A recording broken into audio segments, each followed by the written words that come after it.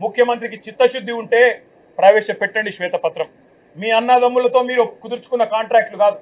స్వచ్ఛ bio అనే company పెట్టి అనుముల జగదీష్ రెడ్డి అని రేవంత్ రెడ్డి గారి సోదరుడే 1000 కోట్ల పెట్టుబడి పెడుతున్నట్టు బిల్డప్లు ఇవ్వడం కాదు ఇవాళ పెట్టుబడులు తేవడం అంటే. ఇవాళ తెలంగాణ నుంచి పెట్టుబడులు తరలిపోతున్నాయి, ఇది వాస్తవం. కేన్స్ అనే సంస్థ మేము ఆనాడు కష్టపడి మైసూరు నుంచి పట్టుకొస్తే 3700 కోట్ల పెట్టుబడి ఇవాళ సెమీ కండక్టర్ పరిశ్రమ గుజరాత్కు తరలిపోయింది, దొలేరాలో పెట్టుబడి పెట్టింది. కార్నింగ్ అనే పరిశ్రమ 1000 కోట్ల పరిశ్రమ మేము ఆనాడు పట్టుకొస్తే ఈరోజు తమిళనాడుకు పోయింది, ఆ పరిశ్రమ చెన్నైలో పెడతా ఉన్నారు. అదేవిధంగా ప్రీమియం ఎనర్జీ అనే కంపెనీ 1700 కోట్ల పెట్టుబడి సోలార్ కంపెనీ ఇవాళ ఆంధ్రప్రదేశ్కి తరలిపోయింది. వాస్తవాలు ఇట్లా ఉంటే 1,79,000 కోట్ల పెట్టుబడులు, 1,79,000 కాదు కదా, 1,79,000 కోట్లు కాదు కదా.